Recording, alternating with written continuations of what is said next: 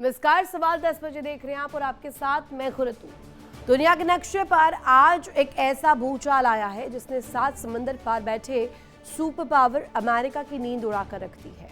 White house के बंद कमरों में खलबली मची है। पेंटागन के रणनीतिकार पसीने पसीने हैं क्योंकि इस्लामिक दुनिया में एक नई धुरी आकार ले रखी है। एक ऐसा महागठजोड़ जो मिडिल ईस्ट की पूरी बिसात को हमेशा हमेशा के लिए पलट कर रख देगा। रियाद की दौलत, इस्लामाबाद की न्यूक्लियर पावर और अंकारा की सैन्य ताकत। दरअसल पाकिस्तान, सऊदी अरब और टर्की ने मिलकर जिस मक्का पैक्ट की नींव रखी थी वो महज कोई कूटनीतिक समझौता नहीं है। पश्चिमी देशों के अहंकार और वॉशिंगटन के वर्चस्व की को सीधे सीधे खुली और आक्रामक चुनौती है। लेकिन बात यहीं खत्म नहीं होती, असली धमाका तो अभी बाकी है। दरअसल दुनिया के होश तब फाख्ता हो गए जब इस मक्का पैक्ट में एक ऐसे मुल्क को न्योता भेजा गया जिसका नाम सुनकर ही अमेरिका के रोंगटे खड़े हो जाते हैं, और वो नाम है ईरान। जी हाँ, आपने बिल्कुल सही सुना। शिया सुन्नी विवाद की दशकों पुरानी दीवारें एकजुट होकर नया रूप ले रखी हैं। कट्टर दुश्मन अब एक ही मेज पर बैठ रहे हैं।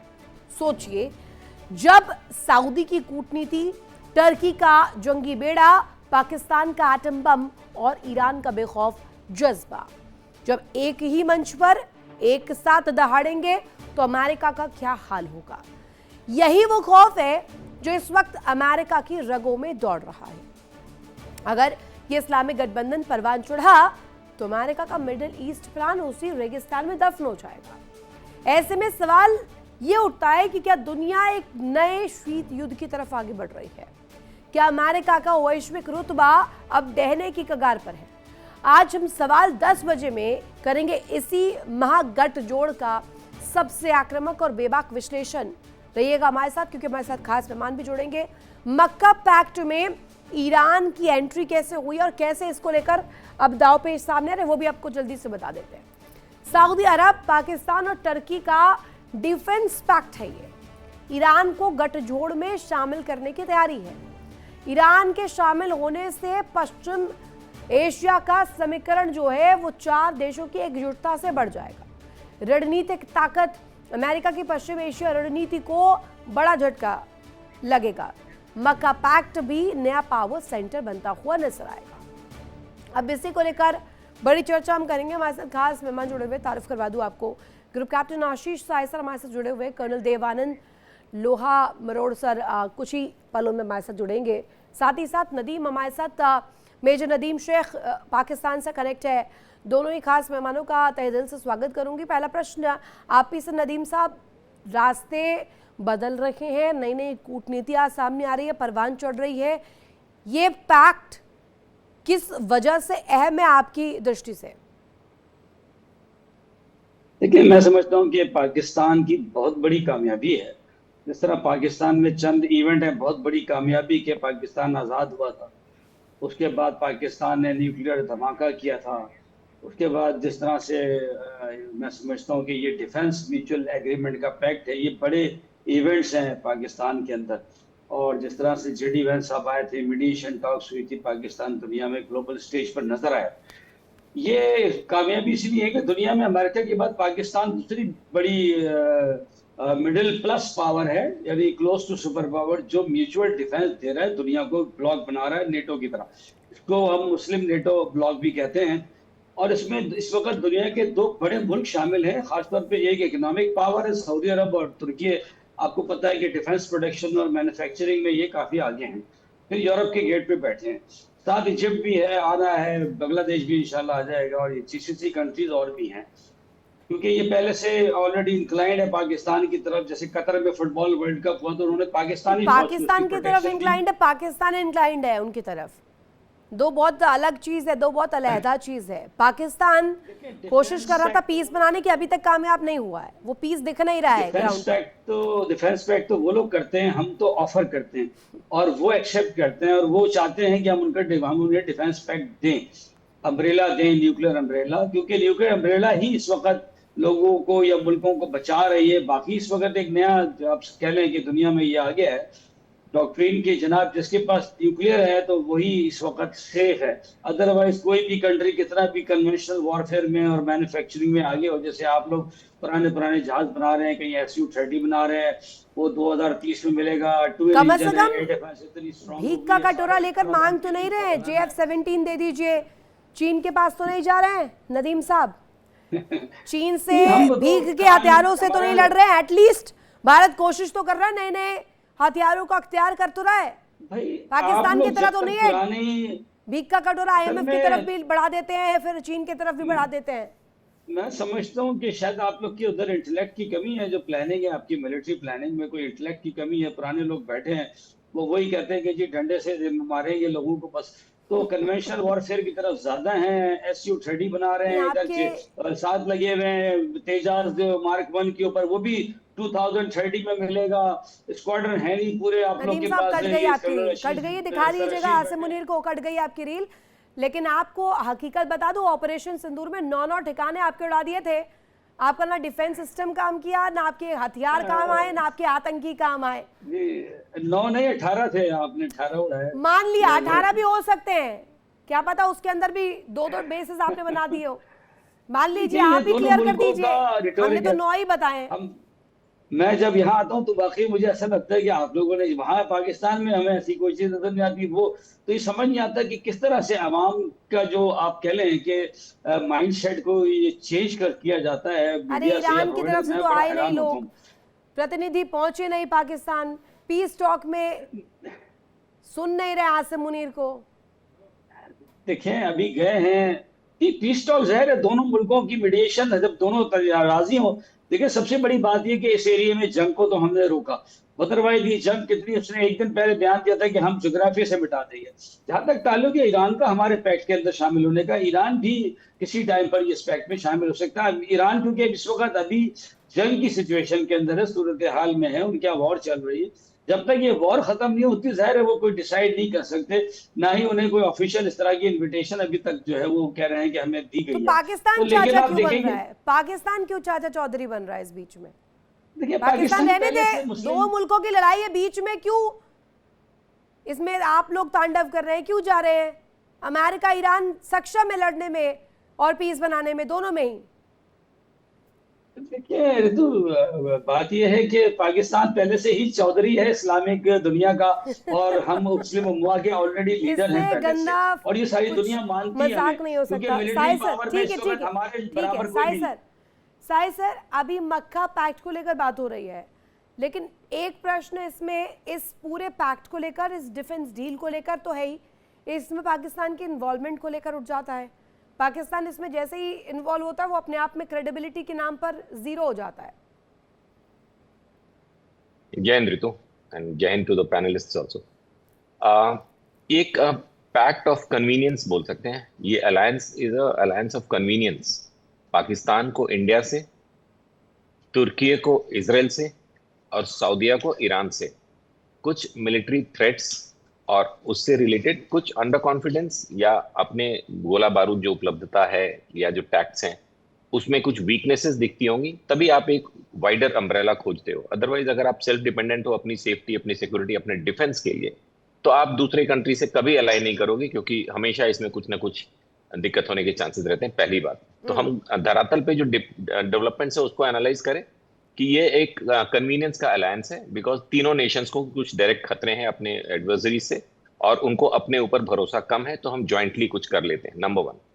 नंबर 2, मेजर नदीम को ये पता होना चाहिए कि न्यूक्लियर अम्ब्रेला इस पैक्ट के तहत एक्सटेंड नहीं होता है सऊदीया और तुर्की को। पाकिस्तान की available nuclear capabilities cannot be extended to Saudia and Turkey under this pact. ये टेक्निकल डिटेल्स हैं, शायद मेजर को अभी नहीं पता होगा, उनकी कंट्री में बहुत लोगों को इस मुगालते में रखा गया। इसके बारे में डिटेल्स उनको चेक कर लेनी चाहिए।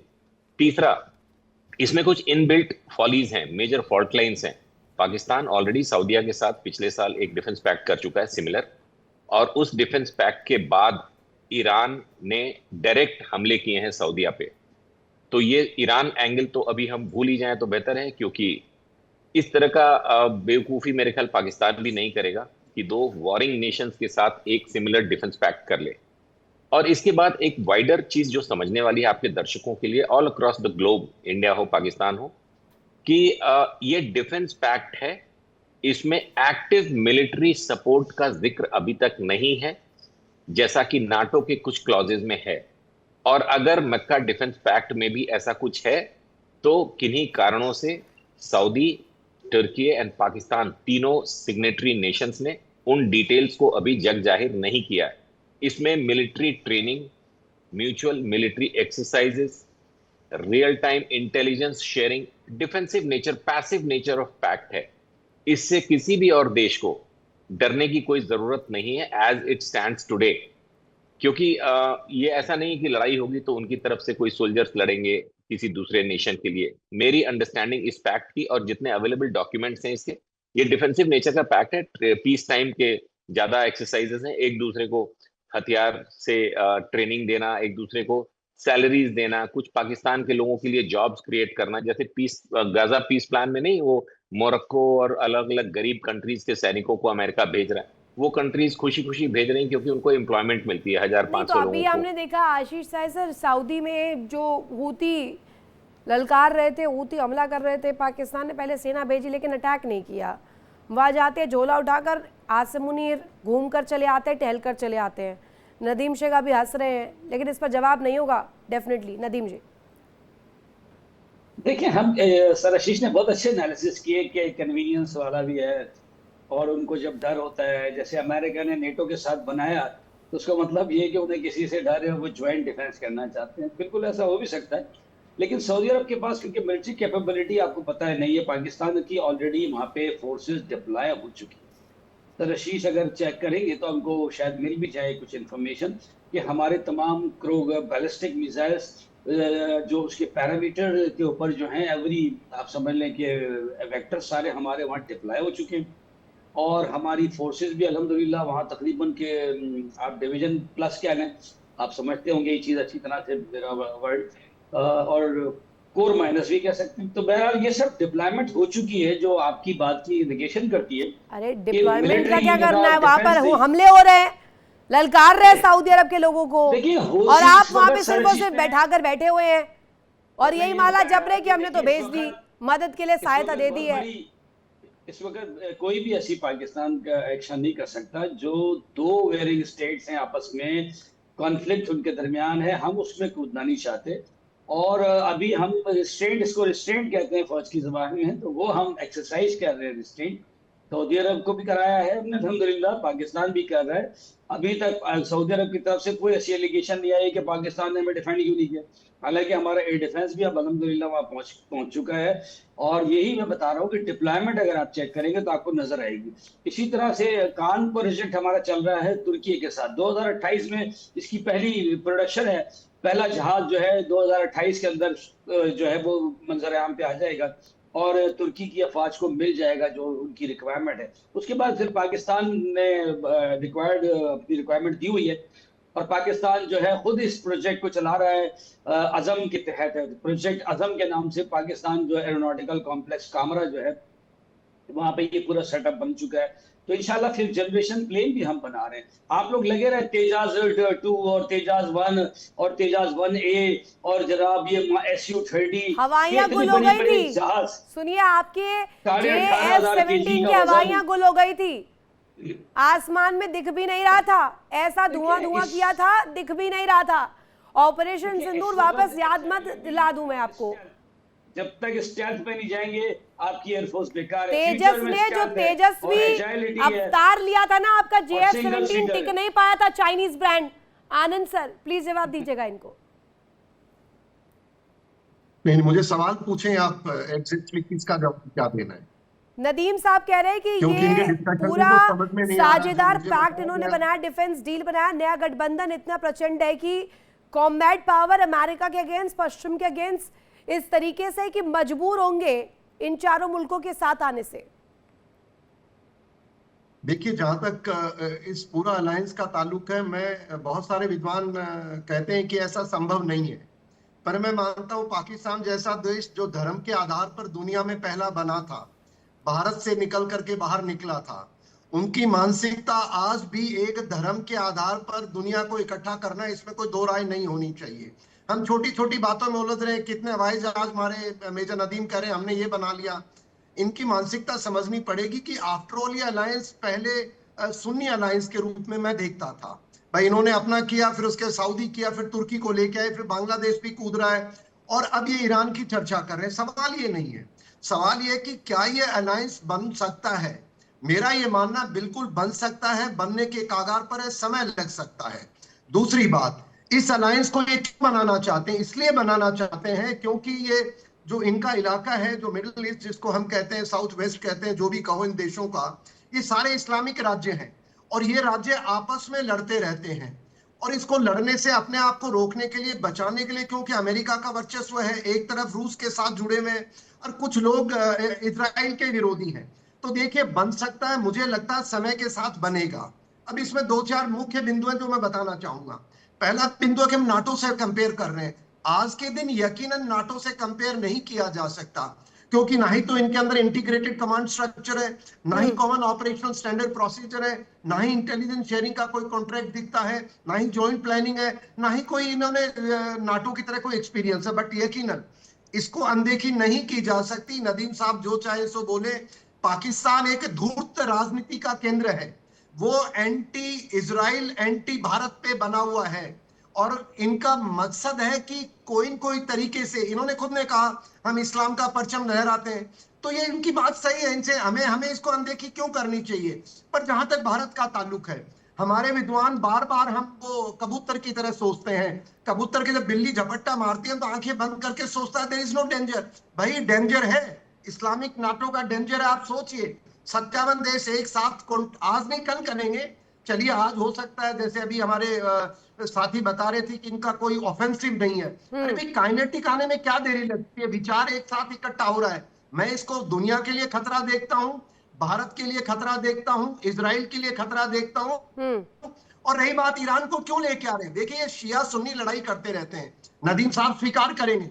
अब इन्होंने देखा कि ईरान अगर ओआईसी से ज्यादा ये प्रभावी हो पाएगा क्या आनंद सर? जी, ओआईसी से क्या ये चार देशों का जुटान, ये गठबंधन प्रभावी होगा?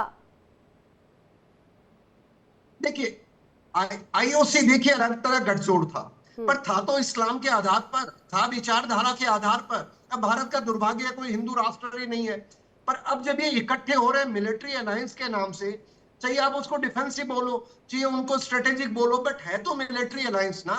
और एक तरफ ये बातें खुल के कह रहे हैं कि भाई हम न्यूक्लियर राष्ट्र हैं, वो इनको पता कितना, हमें उसकी बात नहीं करनी है। ईरान जहां तक तुर्की का ताल्लुक है, नाटो साथी है, नाटो टेक्नोलॉजी है, सऊदी अरेबिया पैसे का भंडार है। तो देखिए ये खतरे की घंटी है। अमेरिका जानता है, भारत जानता है, इजराइल जानता है। देखिए इंडिया डेली 24/7 अब आपके स्मार्ट टीवी पर। इंडिया डेली मौजूद है सभी डिजिटल प्लेटफॉर्म पर लाइव और लगातार। इंडिया डेली 24/7 हर दिन राष्ट्र को समर्पित।